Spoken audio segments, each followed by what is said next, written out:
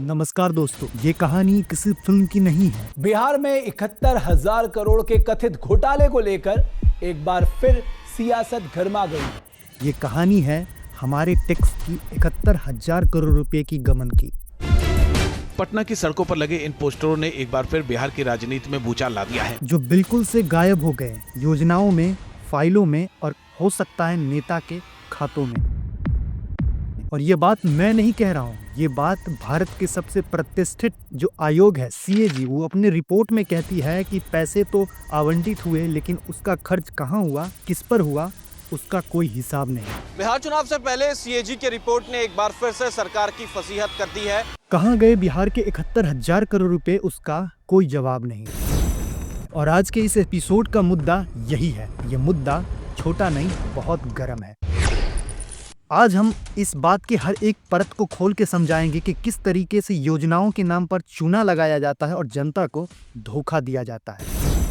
लेकिन आगे बढ़ने से पहले मैं एक डिस्क्लेमर दे दूं, क्योंकि मेरे पिछले वीडियो पर भी एक कम्युनिटी गाइडलाइन का स्ट्राइक डाला गया था। वो स्ट्राइक इस बात की थी कि मैंने एक सरकार के कुछ पर्सनल पार्टी के ऊपर मैंने 2-4 शब्द ज़्यादा बोल दिए थे। लेकिन इस वीडियो में मैं एक डिस्क्लेमर दे रहा हूं अपनी सुरक्षा के लिए कि मैं ये वीडियो CAG की रिपोर्ट और कुछ न्यूज़ चैनल के सोर्सों के आधार पर मैं इस वीडियो को बना रहा हूं। तो इसीलिए मेरा दरख्वास्त रहेगा कि उन तमाम पार्टी या फिर उन नेताओं को मेरा एक सलाह है कि किसी भी प्रकार से बात को समझे बगैर स्ट्राइक डालना या किसी भी इंसान को दबाने की कोशिश ना करें। तो चलिए वापस से मैं अपने विषय पर आते हैं और आपको समझाते हैं कि 71,000 करोड़ रुपए का आखिर झोल क्या है। लेकिन इन सब बात को समझने से पहले हमें कुछ फैक्ट को समझना होगा, जिसमें सबसे पहला फैक्ट आता है UC, utilization certificate. Utilization certificate एक प्रकार का सरकारी दस्तावेज होता है जो ये दर्शाता है कि योजनाओं में जितने भी पैसे आवंटित हुए, सरकार ने जितने पैसे आवंटित किए, उसका सही जगह खर्च हुआ या नहीं हुआ, उसका एक रिकॉर्ड रखने वाला दस्तावेज है। और इसी दस्तावेजों के आधार पर CAG ने हाल फिलहाल में एक रिपोर्ट सबमिट की, जिसमें बिहार में लगभग 50,000 योजनाओं के लिए लगभग बिहार सरकार ने 71,000 करोड़ रुपए आवंटित किए। मगर दिल थाम के बैठिए, क्योंकि हो सकता है आगे की बात सुनकर पैर के नीचे से जमीन खिसक जाए। बात यह है कि जो 71,000 करोड़ रुपए आवंटित किए गए, उसका कोई हिसाब ही नहीं है। मतलब ये पैसे तो सरकार की तरफ से आवंटित किए गए, लेकिन कहाँ गए, किसके खाते में गए, इसका कोई जवाब नहीं। और इस तरीके की पेंडेंसी, सरकारी खजाने से पैसे का दुरुपयोग होना, यहाँ पर साफ साफ संकेत करता है कि यहाँ पे बहुत बड़ा घोटाला हुआ है। अब सवाल यह है कि अगर UC, किसी भी योजनाओं में आवंटित पैसे का UC, यूटिलाइजेशन सर्टिफिकेट नहीं दिया गया, तो आखिर वो पैसे गए कहाँ, किसके खाते में गए, किन किन नेताओं के जेब में गए, किन अधिकारियों के पॉकेट में गए। इन सब बात को समझने से पहले हमें बिहार के कुछ विभाग के ऊपर नजर डालनी चाहिए, क्योंकि वहाँ पर बहुत बड़ा गमन हुआ है पैसे। सबसे पहला आता है पंचायती राज आयोग, जिसे लगभग 28,000 करोड़ रुपए आवंटित किए गए थे। दूसरा आता है शिक्षा विभाग आयोग, जिसे लगभग 12,667 करोड़ रुपए आवंटित किए गए थे। तीसरा आयोग आता है शहरी एवं नगर विकास आयोग, 11,000 करोड़ रुपए आवंटित किए गए थे। चौथा आयोग आता है ग्रामीण विकास आयोग, जिसे लगभग 7,800 करोड़ रुपए आवंटित किए गए थे। और ये सब पैसे जिन जिन आयोग को आवंटित किए गए थे, ये सब वो पैसे हैं जिनका ये सारे आयोग कोई भी हिसाब दे नहीं पाए। मतलब पैसे कहाँ गए, इसका कोई सोर्स, इसका क्या काम हुआ इन पैसों का, इसका कोई जवाब ये सारे के सारे आयोग जो है दे ही नहीं पाया। और इसी के साथ CAG ने अपने इस रिपोर्ट में एक और अहम बात बोली। वो बात है माइनर हेड 800 के नाम से कुछ सरकारी फंड में लगभग 1,051 करोड़ रुपए जमा किए जाते हैं फंड में, लेकिन उसमें से सरकार जो है लगभग 148 करोड़ रुपए ही खर्च कर पाई। अब जरा आप खुद इस बात को सोचिए, कहाँ खर्च किए गए, किसके खाते में गए, उसका कोई रिकॉर्ड ही नहीं है। मतलब सरकार की साफ साफ यहाँ पे लाचारी दिखाई जा रही है। शर्मिंदगी की बात तो तब होती है कि इतनी लापरवाही के बाद भी जब सरकार से खुद CAG ने इस रिपोर्ट के बारे में पूछताछ की, कुछ अपनी बातें रखी, तो सरकार बिल्कुल मौन है।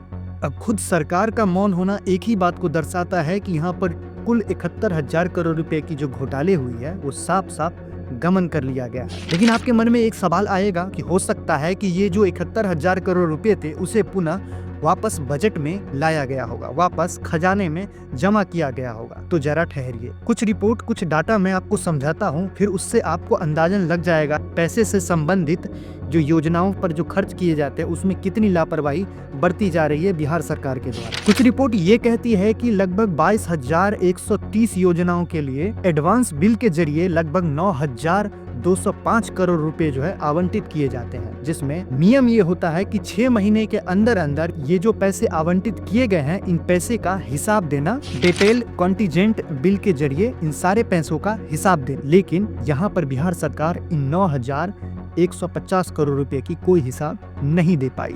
सरकार ने पैसे तो भेजे लेकिन कहां खर्च किए गए उसका जवाब सरकार के पास नहीं है। और ये मामला सिर्फ भ्रष्टाचारी को नहीं दर्शाता, ये मामला पूरी के पूरी सरकारी सिस्टम की नाकामी को भी दर्शाता है। जब पैसा बिना ब्यौरों का खर्च किया जाए, बिना किसी हिसाब के खर्च किया जाए, तो ये समझ लीजिए ये सरकार नहीं बल्कि एक लुटेरों का गढ़ बन चुका है। इस सरकार के नाकामी का एक और अच्छा एग्जाम्पल से आप समझिए। जब 2023-24 के बजट में बिहार का कुल बजट था 3.26 लाख करोड़ रुपए, जिसमें से सरकार सिर्फ और सिर्फ खर्च कर पाती है 2.60 लाख रुपए, और उस कुल बजट में से जो पैसे सरकार के पास बचती है वो लगभग था 65,000 करोड़ रुपए। उसमें से सरकार ने बाद में लगभग 23,875 करोड़ रुपए खर्च तो किए, लेकिन बाकी के जो पैसे 41,000 करोड़ रुपए बचते हैं उसका भी कोई जवाब नहीं है। सरकार ने इस पैसे का क्या किया उसका भी सरकार जवाब सीएजी को नहीं दे पाई। अब आप खुद बताइए, आप खुद सोचिए कि बिहार सरकार इतनी लाचार, इतनी लापरवाही कैसे हो सकती है कि 71,000 करोड़ रुपए, 41,000 करोड़ रुपए की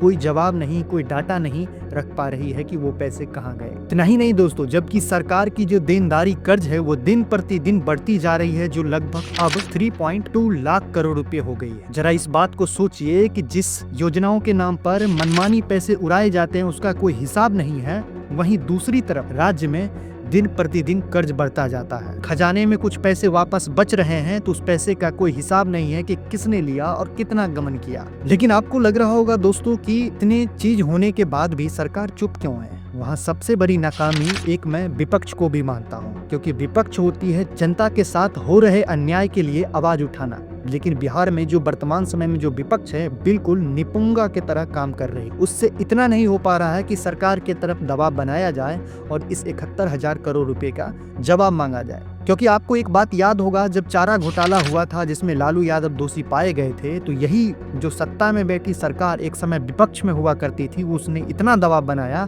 कि उस घोटाले के ऊपर एक अच्छे से जांच आयोग बिठाया जाता है और पाए गए दोषी को सजा दिया जाता है। लेकिन आज वही सरकार जब सत्ता में है तो यहाँ 71,000 करोड़ रुपए का गमन हो गया, लेकिन किसी भी प्रकार से विपक्ष यहाँ पर दबाव नहीं बना पा रही है। बिल्कुल फेल होते हुए विपक्ष भी दिख रहे हैं। तो फिर जनता के पास क्या ऑप्शन बचते हैं? इससे पहले आप एक बात को समझिए, सवाल ये नहीं है कि 71,000 करोड़ रुपए गए कहाँ। सवाल ये है कि आप अपने बच्चों के स्कूल के स्थिति को देखें, आप अपने गांव के, आप अपने शहर के जो ग्रामीण विकास हो या फिर शहरी विकास, नगर निगम विकास के नाम पर जो ड्रेनेज सिस्टम नहीं सही किया गया, जो गांव में ठीक से सड़कें नहीं बनाई गई। आज की गांव की स्थिति यह है कि आज भी अगर 2-3 दिन बारिश लगातार हो जाए तो गांव में 5 दिन 6 दिन तक बिजली नहीं आती। और ये बात मैं नहीं कह रहा हूँ, ये बात खुद सीएजी की रिपोर्ट कहती है कि जिस योजना के लिए पैसे खर्च किए गए वहां पर उस योजना में धरातल पर कोई भी काम नहीं हुआ, और वो साफ साफ हमारे आसपास जगहों पर विकास के नाम पर वो चीजें दिखती है।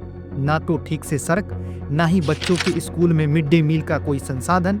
मिड डे मील के नाम पर भी नमक रोटी कहीं तो कहीं गंदे खाना खिलाया जाता है। तो ये बात तो साफ होता है कि जिस 71,000 करोड़ रुपए आवंटित किए गए थे, जिनमें से लगभग 12,000 करोड़ रुपए शिक्षा के लिए आवंटित किए गए, तो वो 12,000 करोड़ रुपए गए कहाँ? क्योंकि आज तक बहुत सारे स्कूल आज भी झोपड़पट्टी झुग्गियों में चलाए जा रहे हैं। जिस बिहार के नेता डंका बजा करके ये कहते हैं कि बिहार डिजिटल हो रहा है, वो सिर्फ और सिर्फ कागजों पर डिजिटल हो रहा है। तो क्या हम ये मान सकते हैं कि जब जनता लूटा गया तो सिस्टम चुप रही? तो क्या हम ये भी मान ले कि सरकार भी इस गुनाह में साझेदार है? सीएजी जैसे बड़े आयोगों के रिपोर्ट में घोटाले साफ साफ दिखती है और सरकार वहाँ पर मौन हो जाती है, तो साफ साफ समझिए यहाँ पर बहुत बड़ा घोटाला हुआ है। 71,000 करोड़ रुपए कोई छोटे मोटे रकम नहीं है, ये बहुत बड़ा रकम है।